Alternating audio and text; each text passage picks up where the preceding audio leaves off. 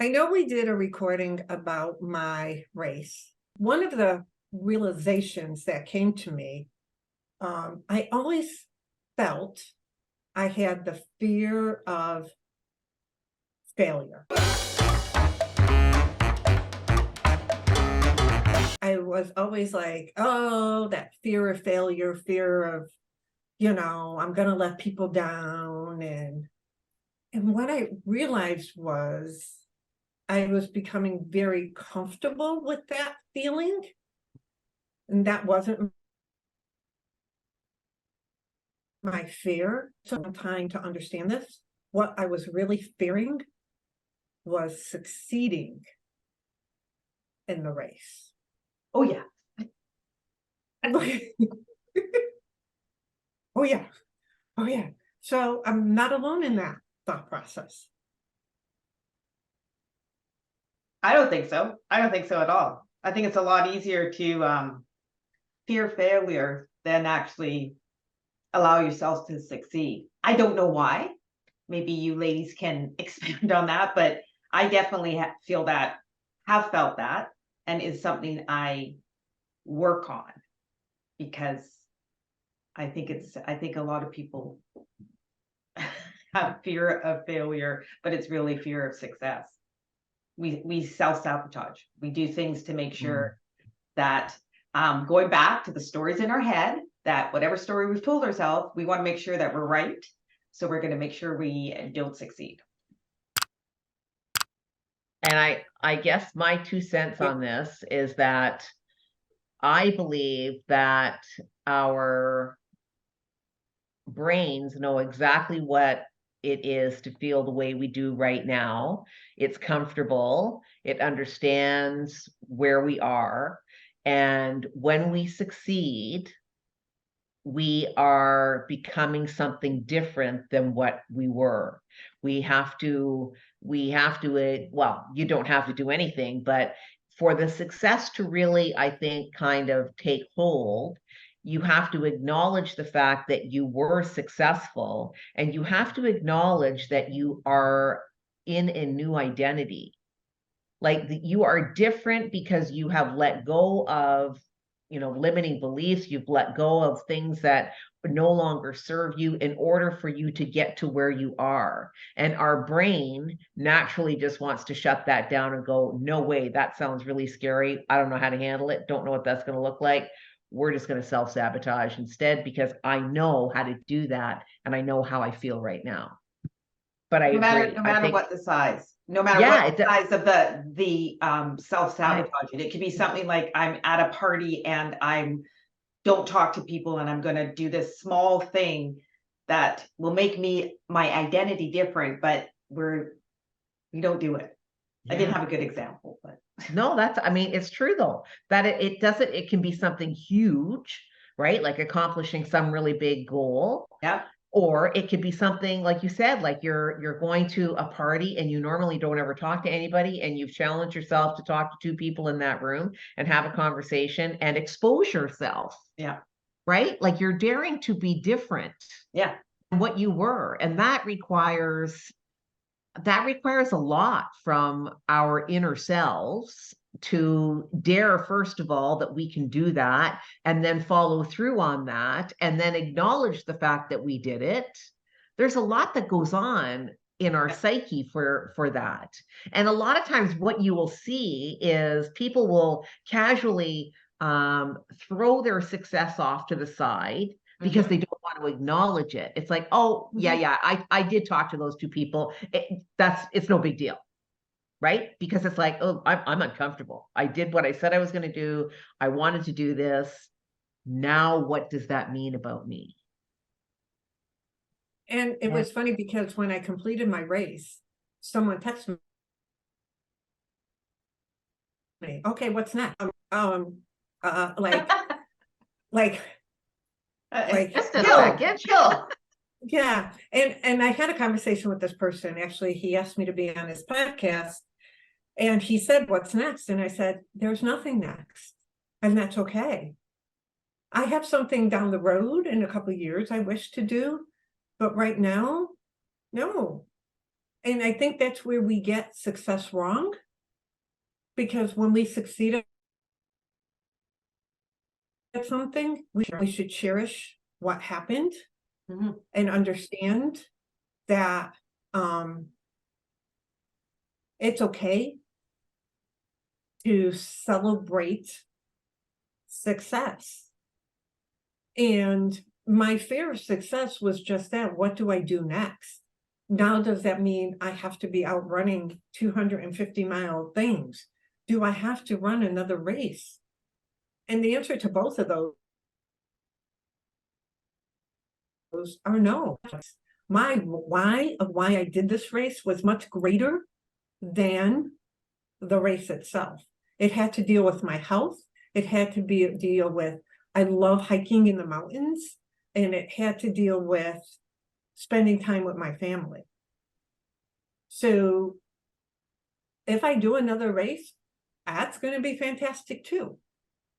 And I relish it from a goal. And I think I was talking to you, Tracy E, the other day. That's what, 1% of people that can say that they've done that. And that to me is, that number should be higher, much higher. And, but looking back, I can see how I thought that fear of failure was blocking me. And it wasn't. It was the fear of success. Yeah. What people going to expect, what I have to go out and do another race, all of this stuff. Or even just exactly, I go back to that thing Tracy was saying about the identity. You're not that person you were before. You've challenged yourself, your mindset. You talked about in when we talked about your race, about how you had certain little techniques at the beginning of your race to help you with your mindset, and that's a different person. So you know what success is, right? You've taken certain failures and made them work. And I just and that was a lot of work. And I think it goes back to that comfort zone and the identity. Do I want to be this person that can do that? Because now I got to put maybe a little bit more pressure on myself to do even more for myself. Not another race, but I've shown myself that I can succeed at something. And now what's stopping me? Oh, me. Yeah. And that's a rude wake up too. You know, and it doesn't mean that I'm invincible, but it means that I can get far out of my comfort zone. And I think all three of us have done that. When we did our 100th episode, we talked about how we're three different women than we were on that very first episode. So I think the three of us are always challenging our comfort level. I think we're always challenging ourselves to do different things and to do things differently or better, or how I say. This here was, if you had even asked me 5 years ago, or even, I would sit in awe of watching, and I was sitting in awe of watching, there were people running after 26 hours, still doing this climb within 2 to 3 hours. Like, I was like, hats off to you, like, that is phenomenal aspect of it. And I used to do, and there isn't. I am unique. We are unique, and we should be celebrating when we succeed in something for our uniqueness of who we are. So what do you guys think are red flags that you are kind of doing a little self-sabotaging, that you're going up, you're kind of putting things in place to not fail, but not succeed? You guys got any? For me, I This know thing it's that came to challenging mind- myself now. Sorry, Michelle. Oh, that's okay. I'm sorry, we were on a delay. I apologize. For me, it was, I would not look at what succeeding in the race looked like, because I wasn't picturing it in my head of happening. And that's when the light bulb went off. Like, I would talk about it, and I would kind of visualize it, but I wasn't like, my, not the what ifs, like really sitting and pulling it apart. And that's where I realized that that's where my fear was coming from. When you can't talk about it and you can't visualize it, like really visualize it, like, and feel it, like feel it in your body, then that's starting to be your self-doubt in yourself. Mhm. Yeah, that is such an important part of the whole thing, is to be able to receive your own success, not to block it. Because you have to be open to what that transformation literally is going to do for you. Even if it's talking to two people at a party, it's like, what does that now open for me? Let me receive what I have just done so that I can expand the possibilities within myself. It's the acknowledgement of what it is and visualizing that, so you understand how you can receive it and what you can do with it for yourself. That's really important. That's really key. But I mean, for me, I know it's self-doubt. When self-doubt starts creeping in, it's like, oh, here we go. Here we go. This is just, my BS coming up about, let's keep me where I am, and we need to dissect this. We need to look at it, get coached on it, whatever that is, and get it eradicated so that I can, move forward. Because the problem is that when we get into that self-doubt frame of mind, when we come into that, starting to go into that self-sabotage, I think what happens is what we end up putting blinders on ourselves, literally, and we can't see. We start to get tunnel vision about, no, I can't, no, I can't, no, I can't. And we don't know how else to look at whatever it is that's in front of us to move ahead. Which is why it's so important to talk to somebody else, talk to your support team, talk to a coach, talk to whoever it is, talk to your friends, talk to your family, whoever that is that's supporting you, because you get a different lens. Somebody else is looking at you, looking at your problem, and they can see things you can't. Yeah. Right? They can say, oh, but look at this. And you're like, oh yeah, wait a minute. I'm like, yeah, that is right there. How come I'm not looking at that? Right. But Right. we can't, we just get so, turned inward that it becomes very difficult. And it's hard, right? I mean, it's hard to go out there and say, hey, I really need somebody to help me out here. It's asking for help. Yeah. And that's difficult. Right? I think the squirrel syndrome too is a perfect example of self-sabotage, because you don't allow yourself to ever get far enough to see if you will succeed. Instead, it's like, oh, the fun of this is over with, and now I'm doing the hard work. Oh wait, what's this? Oh yeah. Oh, the fun of it, doing the hard work. Oh wait, what's this? And then so you don't allow yourself to see where you get, how far you can go.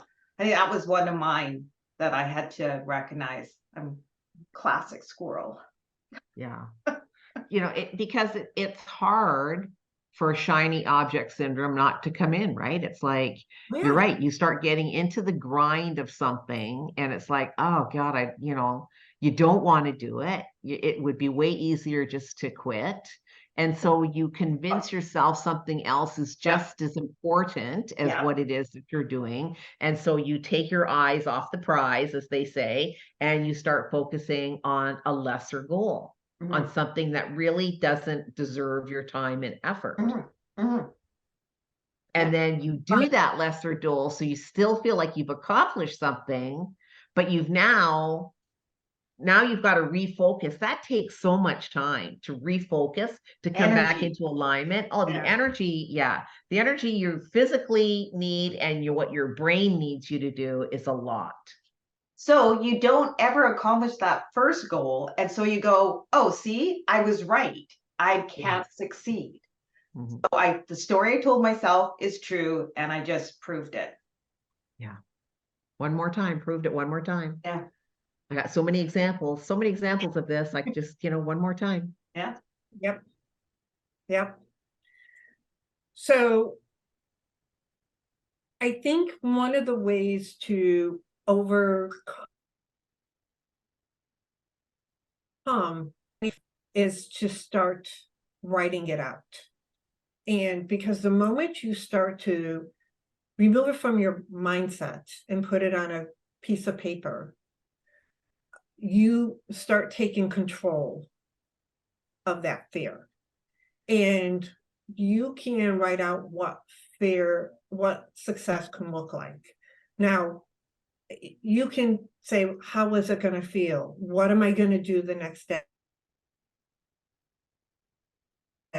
For me, the success was they made me homemade stuffed shells. And I had my first glass of wine that I've had in 1 year and 10 months. And we had dessert, and it was the best meal I've ever had. But that was part of my celebration. Yeah. Write out what it is and why are you fearing the success? And you both have like given me great compliments on how I'm not the same person, but in changing, not being that same person, there are things you end up losing, and people have fear of that. You could be losing friendships. You can be losing even family members. And I didn't really lose them, that aspect, but I knew in their heart didn't have the same feeling for my goal as in my heart. There were certain friends that were constantly texting me, and there were other friends that have never asked me, and that is okay. That is, we all have different types of friendships, but you have to understand if this is a goal you really want, you could be losing some things, and don't allow that loss to be the reason why you don't succeed, because there's a reason why you want it, and you never know what is going to come back around for you. Even if it's just the loss of limiting beliefs, right? Like the loss of limiting beliefs. As crazy as it sounds, we want to hold on to those limiting beliefs because they're ours. It's what we know in our heart. It's what we believe. Otherwise, they wouldn't be beliefs. Right. And when we challenge that and we let go of that, you are daring to be something different than what you are. And in order to become something different, you have to shed. Because it's scary. Yes. It's scary, and that's okay. Yeah. Yes. And, ask yourself, can you move forward with fear, or do you want to sit in regret? And the interesting thing is fear is still going to be sitting right beside you. Oh, yeah. You can either take it for the ride, or you can just kind of sit there and have a cup of coffee with it and go, okay, well, I guess we're not doing anything, but I know you're still here, so okay.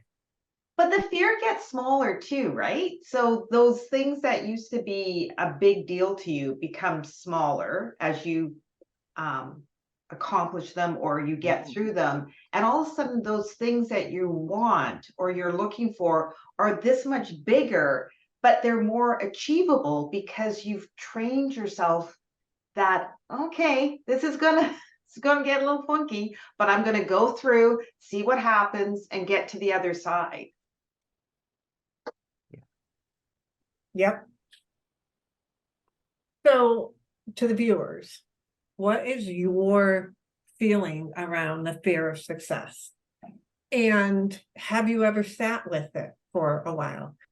If you are somebody who has struggling in achieving goals or keeps repeating the same goal over and over and gets almost there, have you ever thought about what if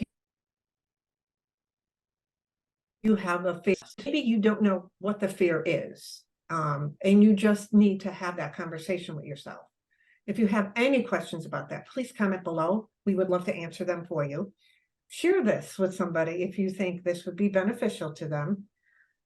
Make sure you hit subscribe, and also make sure you hit notifications. Every Wednesday, a new episode comes out. Until next time. Thanks for watching, and we hope to see you as a regular member of our community.